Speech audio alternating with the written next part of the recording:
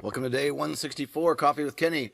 Happy to be here, but I'm a little bit feeling guilty today. Heather's home resting her foot because of a little accident here yesterday at the Hogs hangar, and I feel totally guilty. And I'm going to tell you more about that. I am Kenny Keller, creator of Helicopter Dolly Ground School. This is day 164 of Coffee with Kenny, where we discuss helicopter training topics every day. And today I got an admission to make. I get in a hurry sometimes, and getting in a hurry and being a helicopter pilot is not a good thing. And sometimes really dumb things happen in and around the hangar. And I'm pretty sure I've never done a video specifically on this subject. A couple of the stories you may have heard, but you know, everything starts at home before you even leave the house, right? Or the night of, or the night before. Prior to flying, what'd you do the night before? Did you get good sleep? Did you check weather when you left the house? How's your day going? Are you taking your time, being careful, or are you rushed and in a hurry? And I can tell you some of the best pilots I've ever seen and some of the best medical crew I've seen in the helicopter EMS industry, some of the best or the most calm, cool, collected people that you'll run into. Not the people in emergency services that are running around with chickens like their heads cut off. It's usually the people that you think are slow and wonder if they're even very smart sometimes, are actually the very best because of their laid-back attitude. They do a really, really good job, and I'm going to relate this to both flying and in and around the helicopter and basically in life, right? So we'll take a little field trip to the other side of the hangar, and I can show you where the debauchery started yesterday. So yesterday, Heather's up in here minding her own business. This is Heather's office that you haven't seen since the day that I brought her in here and showed it to her. This is where she works every day, taking care of customers, shipping books. Here's more of the helicopter check ride and top 10 check ride tips. Bunch of boxes just came in. So she's up here working yesterday, doing her thing. And I thought, hey, let's give her a little break. So I'm getting ready to go down and mess with these panels that we've been talking about that are really cool. And I put the music on, we're listening to some Theory of a Dead Man, I'm having a blast. So Heather comes down the hangar to help me. So we got the music going, and we're messing with these panels and, you know, trying to figure out the Hogs wall and how we want to angle them and where we're going to put them and all that stuff. And we're even back here on the back side, you know, angling and stuff, and with the music blaring, you know, we're having a blast going, man, we feel like we're backstage at a concert or something, you know, just having a good time. Well, we have an R-44 coming in today, one of our Helicopter Long Line Ground School members from a long time ago. I talked to this gentleman first 5 years ago, and the helicopter dolly is over here, so we want to move it to get it out of the way so we got room for the R-44, right? So brilliant me and all my wisdom, instead of getting the Jeep and hooking it up and just moving it that way, I will just move it by hand. And it's a heavy dolly, and it's even heavier because we got two more of these panels we got to put together. We're waiting on a couple of new wheels for it. Well, as you can imagine, this thing is heavy. So I grab the tongue, start maneuvering it, trying to move it from there over to here. And I'm like, hey, you know, would you help me move this? So Heather jumps over here, we push it out the door, we had the door open, and we want to come back in by the truck, and she's pulling. I'm pushing, she's pulling. First problem, right? And I'm like, I should have you come over here and just help me push. And she's like, oh no, I'm good. And as she goes to readjust herself to try to get the corner going back over, she gets her foot under that. Right over the end of her foot. Not the toes, just past the toes. So she screams out, immediately hits the floor, and I'm thinking, oh my God, we just broke her leg, we just broke her ankle, and I'm feeling like total dirt. So she takes her shoe off, and right away it starts swelling up, right? And she's like, I'm just gonna go home and put some ice on it, or I can finish helping you today. And I'm like, you're not helping, you're going home. And then once we looked at it, it started swelling up. I'm like, you know what, let's just go to urgent care. And she's like, no, it'll be okay. And I'm like, yeah, and then 4 a.m. you're gonna be, you know, hurting even worse and wondering, should we went to the doctor? So we went down to the urgent care, got her some x-rays. So she's home today. I'm sure she's got some ice on it. I'm waiting to hear from her this morning. They did some x-rays, and they couldn't see anything right there in the office. And they said, we think probably nothing broken, but we'll have someone check it again in the morning, make sure there's not any hairline fractures or anything. So she's home resting today, and I feel horrible, right? I should have made her come over there and help me push, or I should have just used the Jeep, right? So why did this happen? It happened because we were in a hurry. Here we are having fun, having a blast, and we really do love it here, and we really do have so much fun, and it's almost like we got repaid for having too much fun. We end up running over Heather's foot. So I want to show you something else dumb I did. Just in the short time we've been at the new Hogs hangar, I went to take my daughter for a flight on a Sunday. She wanted to go flying. It was a beautiful day. And I go catch the fuel guys getting ready to go home. He's like, well, you caught me just in time. I want to go home. So we rushed down to get the helicopter to push it outside. And this I've never done in 20 years. What do? I'm not paying attention. We're in a hurry. Boom, right there. I dinged the end of the rotor blade into the metal. So did I hurt the helicopter? No, we checked the blade. The blade's fine. But, you know, within the first couple weeks, this brand new, beautiful hangar with all this nice, beautiful white metal, and I dinged the door. Or the door jamb anyway. Why? Because I was in a hurry and wasn't thinking. Something else to think about. Another example. Right before we moved here, I was taking my daughter on a flight at the old hangar where we were at, community hangar, old doors. And we're gonna go over and look at the latch on this door. Now luckily, this is a really nice door, right? With an appropriate handle, all made nice. So when you release it, it hangs back out of the way and there's nothing really to catch on. So pretty safe there. So back at the old hangar, community hangar, old doors and the latch mechanism is homemade, right? And it's real long and it dangles. And at the bottom of the door, it has a section that hangs out pretty far. There's a fly in here, it won't freaking leave me alone. So my daughter's out with me in the hangar and I'm moving the truck around to hook up to the helicopter. And as the door's going up, I should have stayed there right by the door. You should always stay by the opener or closer of a door, right? Because in case something happens. I'm actually moving the truck as the door's going up and the part of that latch catches the bottom of the door as the bottom of the door comes up. My daughter yells, Dad, and I look over and this bending this piece of metal twisting and is coming around. And I yell at her to hit stop and she does. What if that thing would have snapped and broke off? I mean, God knows what could have happened if that piece of metal hit her. I can't even imagine, you know, the bad things that could have happened if that metal come shooting off of there. Again, we were in a hurry. So every day, people, we have to, you know, tell ourselves to slow down, be careful. And, you know, going back to my law enforcement training, I was a firearms instructor and they told us in firearms instructor school, you know, this is why we train and retrain, right? As human beings, we learn something and then over time we forget. And a lot of these things we have to remind ourselves every stinking day.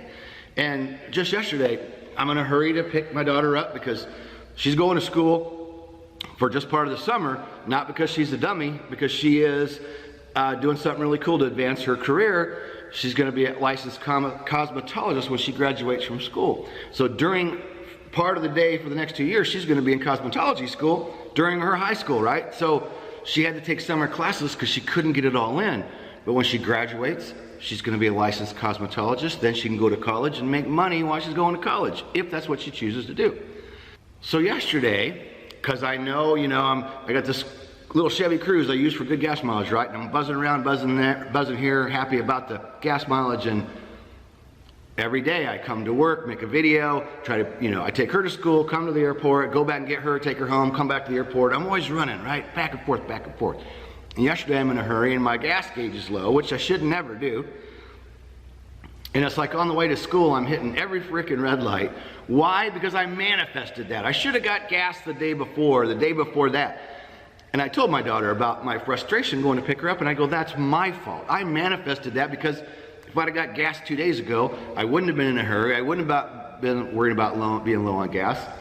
You know, think about if I acted that way in the helicopter, you know, how dumb would that be?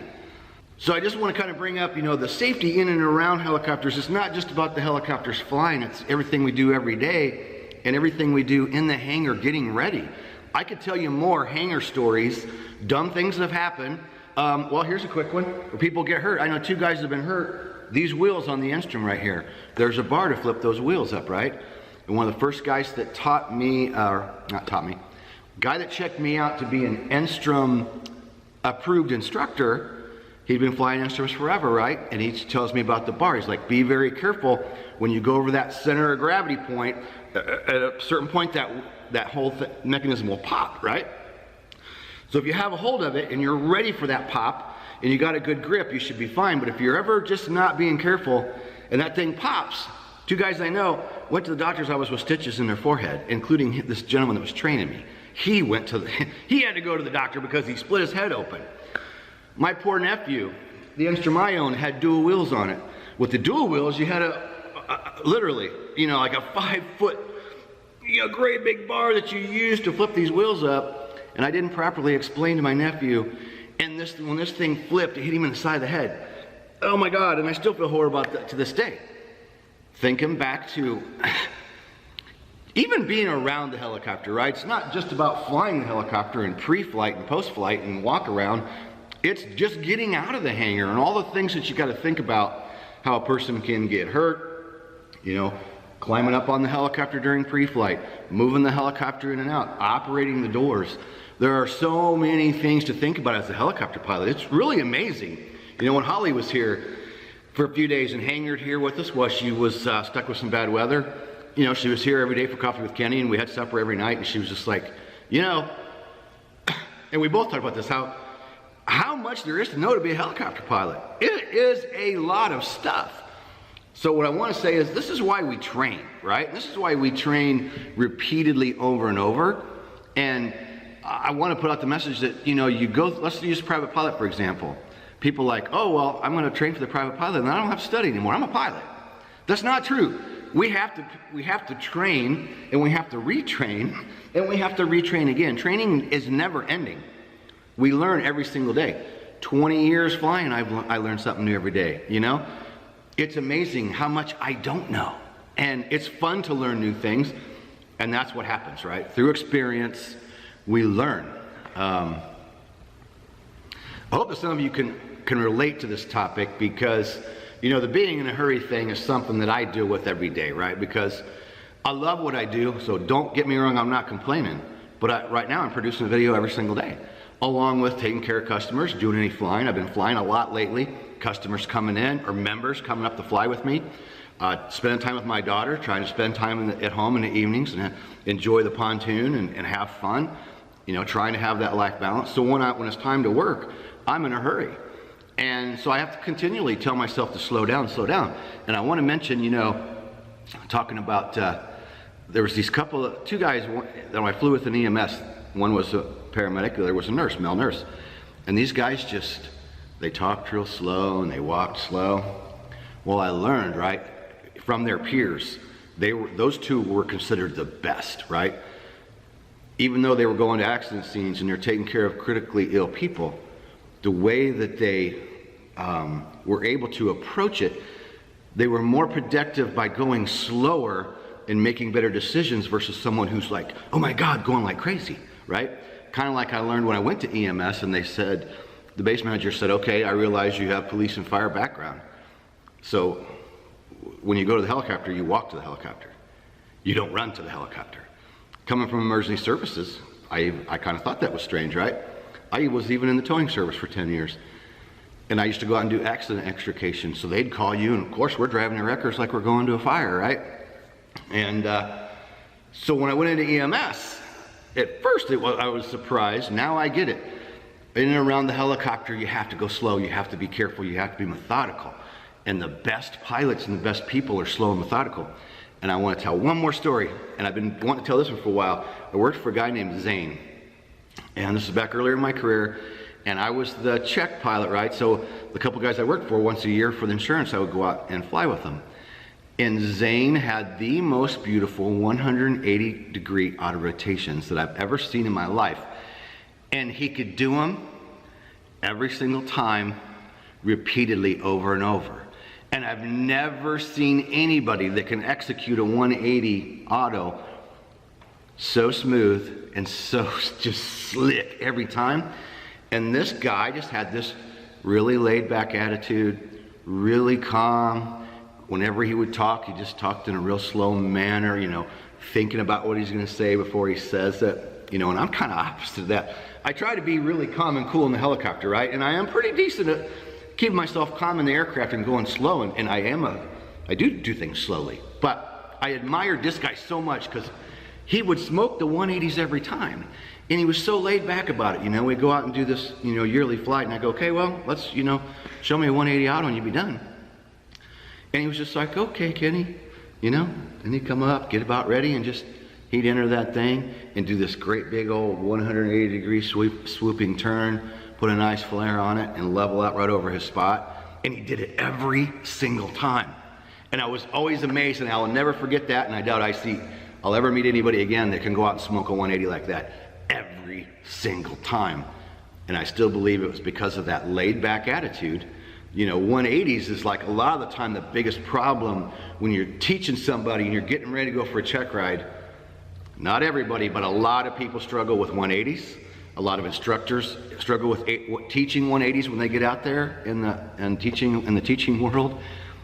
So going, you know, slow, smooth, methodical. I teach it, I preach it. Sometimes I need to listen to my own advice, right? It's not really a problem when I'm in the aircraft. I'm careful and slow in there. My thing I need to work on a daily basis is slowing down, going in and out of the hangar, getting ready to fly. You know, do you know the Alabama song? I'm in a hurry and I don't know why. All I really gotta do is live and die. I was thinking about that last night when I was driving home, because I took Heather home after we went to the doctor as her foot was hurting, and I'm like, I'll just run you home, and when you're ready to come back, you know, I'll come pick you up, but take a day or two and just rest your foot. I feel horrible, right? And I am responsible for that. And she's like, well, no, you did tell me to come over there, and I said, nah, I'm okay. I'm still responsible, right? Pilot in command, and we're always responsible for those around us. She's here working with me. I'm responsible for her. So I feel bad that happened. You know, I'll do their best to get her healed back up and get her back in here and working, and I appreciate what she does, but how can I not feel guilty, right? I'm the one that knew pulling backwards is probably not a smart idea. I should have said, no, get over here and just help me push, or I should have done it myself, or I should have just got the truck, right? Because I've hurt my back before trying to move that damn thing. So the ending note is slow, smooth, methodical.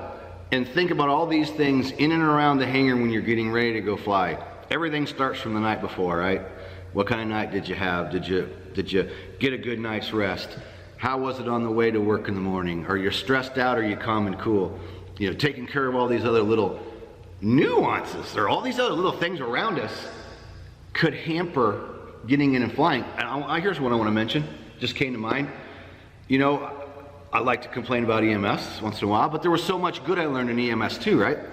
And one of the coolest things I saw in EMS, and there's that damn fly, one of the cool things I learned in EMS, or one of the coolest things I saw, is for the one company I worked for, they had a sign out in the hangar, and the mechanic would put it up when he was doing inspections, and the sign said, you know, mechanic, whatever, mechanic preflighting, or performing maintenance, please do not disturb the mechanic, something along that lines.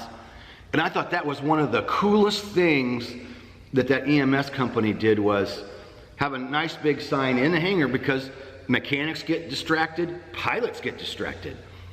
It was great having that for the mechanic. Heck, the pilots needed that too.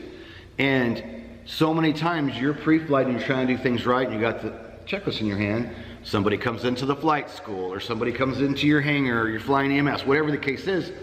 Other people don't always understand that when you're pre-flighting, you really kind of need to be left alone, because an interruption during a pre-flight is a problem too. So, you know, it's something that you need to think about. And if you're pre-flighting aircraft and somebody's walking up and say, hey, I'm pre-flighting, I'll be done in about 5 minutes. I'll come over and talk to you when I get done, right? Not easy to do. It's easy to just go, oh, hey, Joe, what's happening? Hey, yeah, I'm getting ready to go fly, blah, blah, blah. So anyway, I've been trying to make these short, and every day I run into 10, 15 minutes. I'm gonna wrap it up because I got other things to do today. Got our Hogs Number coming in the R44. He's agreed to do coffee with Kenny tomorrow. He's coming in today, and we're gonna go out and fly the Enstrom. He's been flying Robinsons quite a while. We first talked back in 2014. He is part owner of the flight school, and they have several R44s. And I said, you're more than welcome to come in and plug your the company you're affiliated with, that your helicopters fly with. So he can talk about that tomorrow. We're going to bring the R44 in here, set up beside the Enstrom. Be kind of cool, right? So we're going to do that and talk to him. We're going to go fly the Enstrom, have some fun. He's just kind of looking for maybe buying an Enstrom, because he said, you know, it looks like a great aircraft for a private individual. And I'm like, it is, absolutely. I get why they use R44s at your flight school. I get it, but if he's looking for something kind of classy and cool for himself, one of those is the way to go. All right, thanks for tuning in 164. Not leaving without mentioning Helicopter Check Ride and Top 10 Check Ride Tips. Both Amazon #1 bestseller that I did with Taz Chrisman, 2018 Flight Instructor of the Year. You saw the books upstairs. Heather ships them. Heather emails everybody that buys a book, says hello, make sure she gets your order out to you. We ship those for just shipping and handling. We bought them. You saw them in the boxes. We paid for those. We'll ship you either one of those for just shipping and handling. And down below, you can go to helicopterground.com to take a 24-hour test flight on our Helicopter Line Ground School. It's a great deal. Tons of happy, satisfied Helicopter Line Ground School members we've helped get through check rides. And there's one other thing I wanted to mention. I'll think of it as soon as I hit stop.